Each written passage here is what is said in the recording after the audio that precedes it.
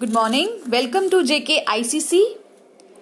My name is Pooja and I am here to teach you daily current affairs. So guys, without getting a further ado, let's get started with the first news of the day is उथुरु Thila फाल्हू. तो guys आपसे paper में सीधा ही question पूछ लिया जा सकता है कि उथुरु थिला फाल्हू ये है क्या. ये एक इंडिया ने एक एग्रीमेंट साइन किया है मालदीव्स के साथ. गाइज आप अपने एटलस में देखो और वहां पे इंडिया के बिल्कुल नीचे लक्षद्वीप आपने देखा है, तो लक्षद्वीप के बिल्कुल थोड़ा सा नीचे आपको मालदीव्स एक कंट्री दिखेगी, एक आइलैंड कंट्री है. तो इंडिया ने एक एग्रीमेंट साइन किया है मालदीव्स के साथ की डेवलप करने के लिए for developing the Maldives national defence for coast guard harbour. ठीक है, तो वहां पे इंडिया जो है वो डेवलप करने वाला है national defence force coast guard harbour. कहां पे? सिफारू उथुरु थिला फाल्हू. तो गाइज उथारू थिला फाल्हू ये क्या है? ये एक जगह है. कहां पे? मालदीव्स में.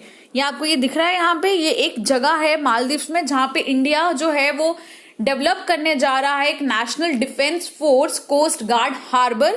कहां पे? सिफारू उथुरु थिला फाल्हू. द पैक्ट, इसकी एम क्या है इस पैक्ट की? इसकी एम है डेवलप करना, सपोर्ट करना और मेंटेन करना किसको? हार्बर को. और ये जो है ये रिक्वेस्ट की थी जो मालदीवियन गवर्नमेंट है वो अप्रैल 2013 में इन्होंने रिक्वेस्ट की थी इंडिया को कि ऐसा कुछ हार्बर जो है वो डिफेंस फोर्सेस के लिए बनाया जाए. कहां पे? मालदीव्स में. और जगह का नाम क्या है? उथुरु थिला फाल्हू. तो गाइस आपने ये जगह याद रखनी है. ये आपसे सीधा डायरेक्ट क्वेश्चन पूछा जा सकता है कि इस जगह जो है ये कहां पे है. Next is amendments made to the right to information act. ठीक है, अब ये कुछ अमेंडमेंट्स हमें देखने को मिली हैं. किसको? राइट टू इंफॉर्मेशन एक्ट को. तो अभी जो सुप्रीम कोर्ट है इसने क्रिटिसाइज किया है यूनियन गवर्नमेंट को for having not filed a reply to a petition by parliamentarian Jairam Ramesh challenging the amendments made to the right to information act. Supreme court ने यूनियन गवर्नमेंट को बड़ी फटकार लगाई है. क्यों फटकार लगाई है? क्योंकि एक जो पार्लियामेंटेरियन है जयराम रमेश, उन्होंने एक पिटीशन फाइल की थी. जो पिटीशन में वो चैलेंज कर रहे थे किसको? जो अमेंडमेंट्स मेड की थी किसने? कुछ अभी सेंट्रल गवर्नमेंट ने कुछ चेंजेस लाई हैं, कुछ अमेंडमेंट्स लाई है. जो हमारा राइट टू इंफॉर्मेशन एक्ट है उसमें चेंजेस लाई थी और उस चेंजेस को जो पार्लियामेंटेरियन है उन्होंने एक आरटीआई लगाई, उन्होंने एक पिटीशन फाइल की थी सुप्रीम कोर्ट में. और सुप्रीम कोर्ट ने सेंट्रल गवर्नमेंट को बोला था इसका जवाब देने के लिए और सेंट्रल गवर्नमेंट ने 1 साल से उसका कोई जवाब नहीं दिया है. तो इसीलिए सुप्रीम कोर्ट ने क्रिटिसाइज किया है. तो अब मैं बात करती हूँ इश्यू क्या है.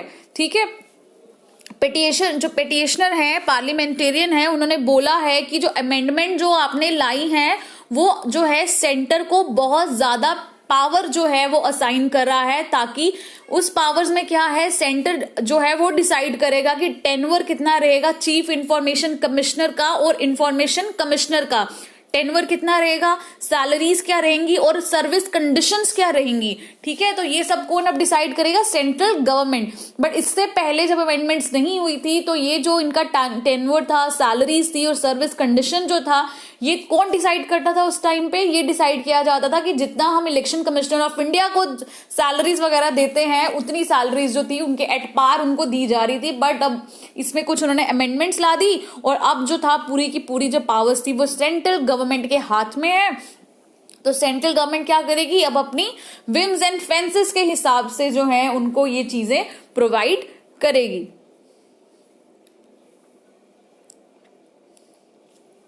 और अमेंडमेंट क्या थी गाइस? अमेंडमेंट ये थी कि सेंटर के पास अब पावर्स हैं कि वो उनकी सैलरी सेट कर सकता है, उनकी सर्विस कंडीशन सेट कर सकता है. किसकी?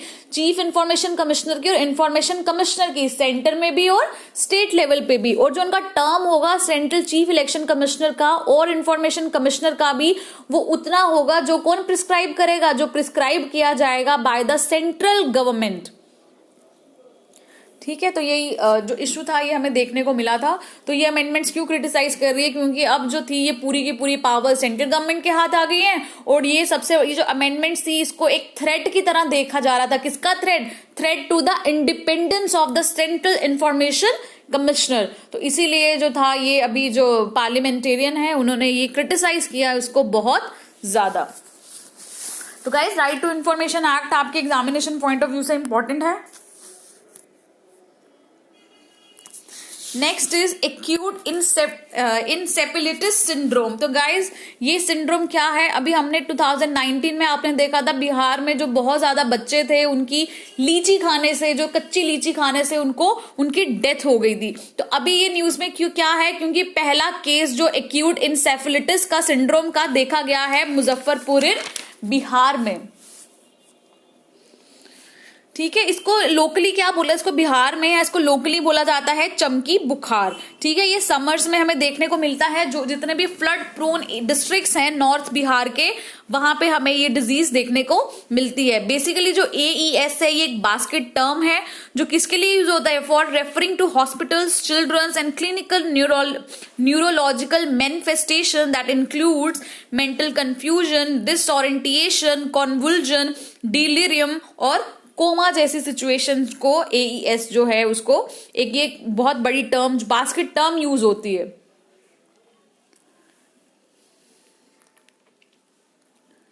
ठीक है, तो ये जो डिजीज है ये मोस्टली इफेक्ट करती है चिल्ड्रन को भी और यंग एडल्ट्स को भी। ठीक है, तो इसमें अगर तो इस डिजीज किसी को हो जाए तो जो मोर्टेलिटी जो रेट होता है वो बहुत हाई हमें देखने को मिलता है। और ये जो डिजीज है ये या तो वायरस से होती है या बैक्टीरिया से ये डिजीज देखी जाती है। तो इसके जो सिम्टम्स है वो क्या है, फीवर हो जाता है बहुत तेज, जो मेंटल जो सिचुएशन है, मेंटल स्टेटस है आपका वो बहुत ज्यादा खराब हो जाता है, चेंज हो जाता है, भूल जाती है आपको चीजें।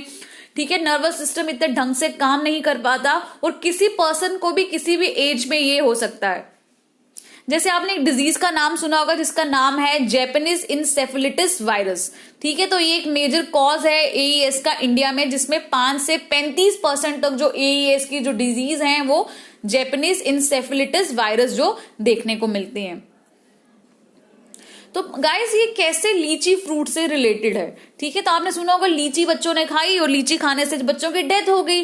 बट हुआ क्या है, ये जो बच्चे जो है ये जो लीची खाते हैं, ये कच्ची लीची, जिन बच्चों की इससे डेथ हुई है उन्होंने इस कच्ची लीची खाई है। और ये जो कच्ची लीची होती है जब ये खाली पेट आप खाओगे तो उसमें ये एक टॉक्सिन जो है, अनराइप जो फ्रूट है, कच्ची जो लीची है, ये टॉक्सिन टॉक्सिक कोई एक चीज जो है उसमें देखी जाती है। और उस टॉक्सिक जो क्या है उसका नाम MCPG। ठीक है, वो वॉमिटिंग होती है, उसकी वजह से ये इंटेस्टाइन में इफेक्ट करता है और उससे नर्वस सिस्टम में इफेक्ट होता है और जो डिजीज है उससे आपकी बच्चों की डेथ हो जाती है। तो उसका टॉक्सिन का नाम क्या है, हाइपोग्लाइसिन A। ठीक है, ये एक नेचुरली अकरिंग अमीनो एसिड है जो कच्ची लीचियों में पाया जाता है, इससे वॉमिटिंग होती है और ये एक पॉइजनस कंपाउंड जो है वो बनाता है लीची के सीड्स में। तो आपको नाम याद रखना है गाइस, क्या नाम है उसका, इसका नाम है हाइपोग्लाइसिन A। Next is population versus planet conference held. तो अभी एक जो है कॉन्फ्रेंस हुई है पॉपुलेशन वर्सेस प्लैनेट, तो ये किसका पार्ट है, WION का पार्ट है और ये जी मीडिया की ईयर लॉन्ग कैंपेन है जिसका नाम है mission sustainability population versus planet. तो इसकी कुछ की फाइंडिंग्स है इस रिपोर्ट की जो ये कॉन्फ्रेंस हमें देखने को मिली है। तो इस कॉन्फ्रेंस में बताया गया है कि वर्ल्ड की जो पॉपुलेशन है वो इंक्रीज हो गई है from 1 billion in the year 1800 to 7.8 billion today. आज के टाइम पे वर्ल्ड की पॉपुलेशन कितनी है गाइस, ये आप अपने आंसर राइटिंग में इसको यूज कर सकते हो। आज के टाइम पे वर्ल्ड की पॉपुलेशन है 7.8 बिलियन और 1800 में कितनी थी, 1 बिलियन। तो इंडिया की जो पॉपुलेशन है ये 36 करोड़ थी 1951 में और आज के डेट में कितने करोड़ है, 121.02 करोड़ 2011 में। तो आपको ये डेटा बहुत इंपॉर्टेंट है। ठीक है, तो इस कॉन्फ्रेंस का क्या नाम था, पॉपुलेशन वर्सेस प्लैनेट कॉन्फ्रेंस। ठीक है, तो ये किसने कंडक्ट की है, it part of the WION and Zee media. Next is Mizoram group seeks asylum for the coup hit Myanmar villages. तो गाइस जैसे आपने देखा होगा कि आपको म्यांमार में कुछ रेखाइन स्टेट है, वहां पर रोहिंग्यास देखने को मिलते हैं और वो कितने वर्ल्ड के बोला जाता है कि वर्ल्ड में सबसे ज्यादा कोई एक्सप्लॉइट जिसको कोई कम्युनिटी को किया गया है तो वो उस कम्युनिटी का नाम क्या है, रोहिंग्यास। तो ऐसे ही मिजोरम की एक एपेक्स स्टूडेंट बॉडी है, उन्होंने स्टेट गवर्नमेंट को बोला है कि कुछ म्यांमार में विलेजेस हैं। अभी आपने देखा है कि म्यांमार में जो है मिलिट्री ने कब्जा कर लिया है, वहां की डेमोक्रेसी को हटा दिया है और मिलिट्री अब रूल कर रही है। तो इसीलिए वहां पे कुछ गांव हैं जहां के लोग चाहते हैं इंडिया में असाइलम लेना, बट स्टेट गवर्नमेंट ने बोला है कि जो असाइलम जो है वो तब दिया जाएगा उनको मिजोरम में। तब स्टेट गवर्नमेंट ने बोला है कि उनको असाइलम तब दिया जाएगा जब एक कोई फॉर्मल रिक्वेस्ट आएगी। कहां से? सेंटर से। तो असाइलम कौन प्रोवाइड करता है? सेंटर प्रोवाइड करती है rather than the state government. तो असाइलम क्या होता है कि इंटरनेशनल लॉ होता है। इसमें क्या होता है, प्रोटेक्शन ग्रांट की जाती है किसी स्टेट, कोई भी स्टेट किसी फॉरेन सिटीजन को प्रोटेक्शन ग्रांट करता है अपनी साइट पे। तो इसीलिए ये कुछ देखा गया। और कौन सी कम्युनिटी इन्वॉल्व है जो असाइलम मांग रही है? चिन कम्युनिटी एंड मीजोज इन इंडिया। ठीक है, सॉरी, चिन कम्युनिटी है जो म्यांमार की चिन कम्युनिटी है जिनको असाइलम चाहिए। कहां पे? म्यांमार में। ठीक है, और ये जो चिन कम्युनिटी है और जो मीजोज है इंडिया में, ये एक ही एथनिक ग्रुप से हैं। और उस एथनिक ग्रुप का क्या नाम है? जो एथनिक ग्रुप, जिनके जो एंसेस्टर्स थे वो क्या थे? सेम ही थे। इसीलिए जो है वहां की मिजोरम की स्टूडेंट बॉडी ने स्टेट गवर्नमेंट से बोला है कि वहां के जो चिन कम्युनिटी है उनको जो है असाइलम दिया जाए। कहां पे? मिजोरम में।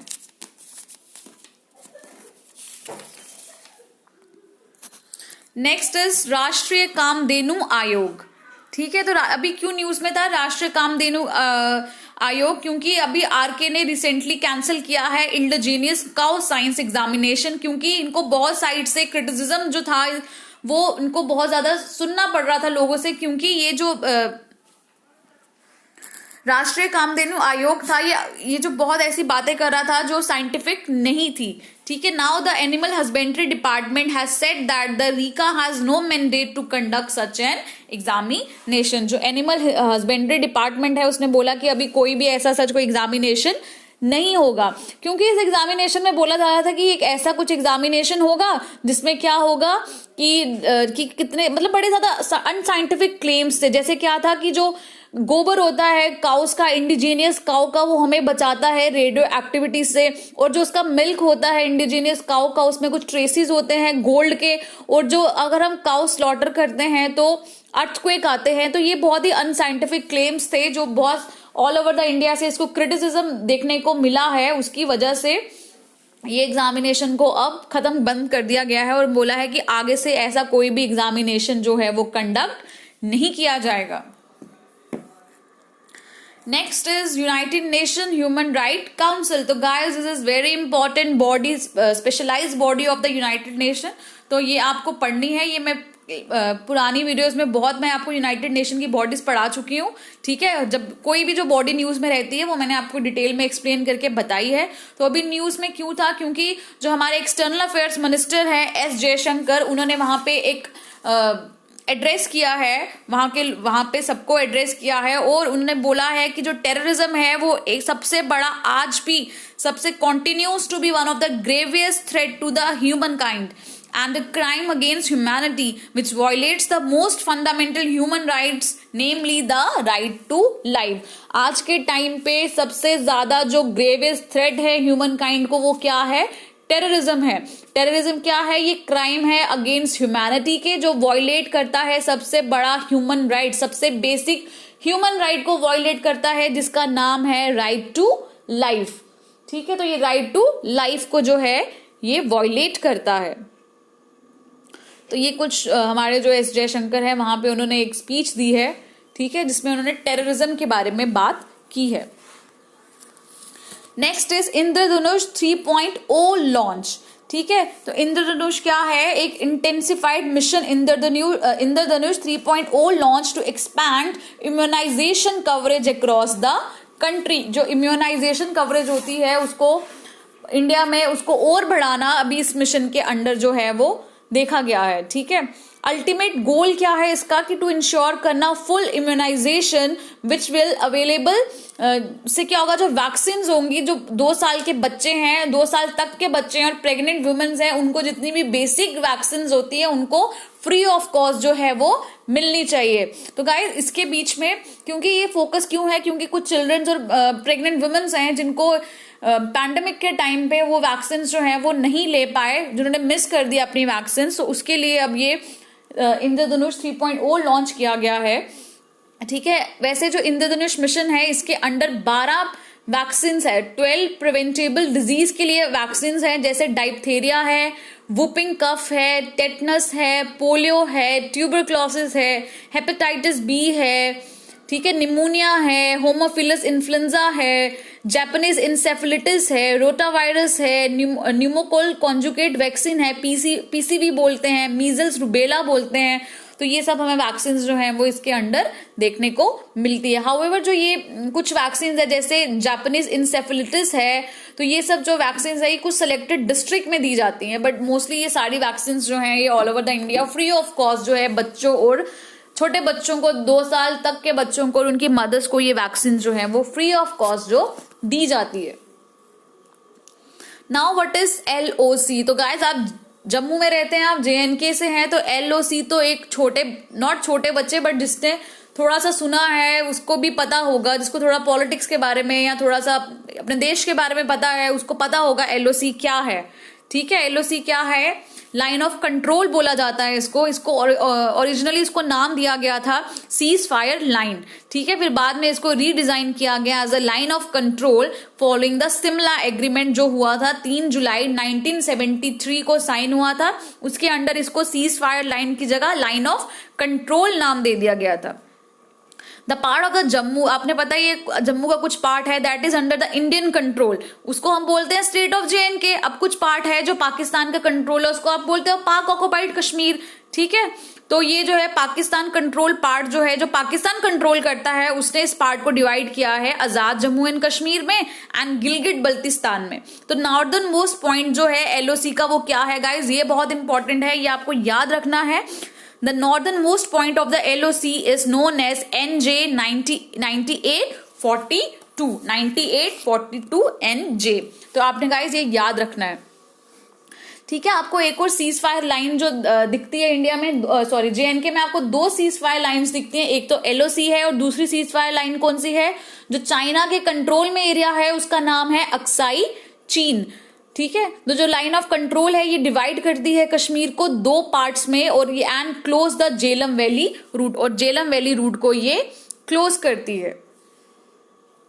तो गाइस ये न्यूज में क्यों था? क्योंकि कुछ दिन पहले जो जम्मू एंड कश्मीर की एडमिनिस्ट्रेशन है उसने डिसअलो किया है वुमेन्स को, जो वुमेन्स POK से हैं, पाक ऑक्युपाइड कश्मीर से हैं, कि वो अपने विजिट कर सके फॉरेन एनवॉयज को जो इंडिया में रहते हैं। दे हैड अ प्रोटेस्ट मार्च, उन्होंने एक श्रीनगर में प्रोटेस्ट किया है और उन्होंने ट्रेवल डॉक्यूमेंट जो है वो मांगा है ताकि वो अपने रिलेटिव से मिल पाए across the line of control. तो इसीलिए ये जो थी न्यूज में थी बहुत ज्यादा।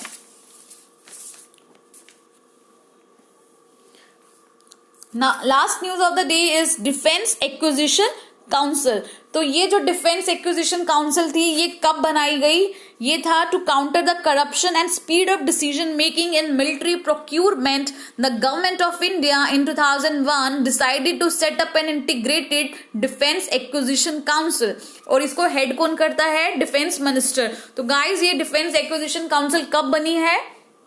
ये बनी है 2001 में, और इसको हेड कौन करता है? By the defence ministry. इसका ऑब्जेक्टिव क्या है? इसका ऑब्जेक्टिव है कि टाइमली प्रोक्योरमेंट करना, आर्मी जो जितनी भी रिक्वायरमेंट्स है आर्मी में उनकी चीजों को टाइमली प्रोक्योर करना। जरूरी नहीं है कि खाली एक्सपोर्ट ही करना, इंपोर्ट भी करना, बाहर से भी लाना, जो इंडिया में बन रही है वो उसको तो टाइमली इंपोर्ट, टाइमली उसको उसमें डिफेंस में लाना तो जरूरी है, बट जो आप इंपोर्ट कर रहे हो उसको भी टाइमली मैनर में इंडियन आर्मी में, आर्म फोर्सेस में इंड्यूस करना बहुत जरूरी है।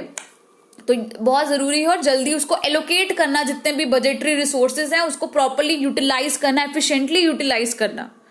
ठीक है, तो ये जो है इसका जो डिफेंस एक्विजिशन काउंसिल है ये रिस्पॉन्सिबल है to give policy guidelines to acquisition based on long-term procurement plans. It also clears all acquisition which includes both imported and those produced indigenously or under a foreign license. चाहे वो indigenous हो चाहे वो foreign license से हमें जो product है वो आ सके, तो जल्दी से जल्दी उनको clear करना सारी acquisition को।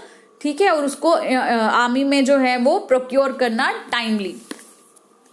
So guys that's all for today. Thank you for watching this video. Please आने वाली वीडियो के लिए इस चैनल को सब्सक्राइब करें और इस वीडियो को ज्यादा से ज्यादा शेयर करें और लाइक करें.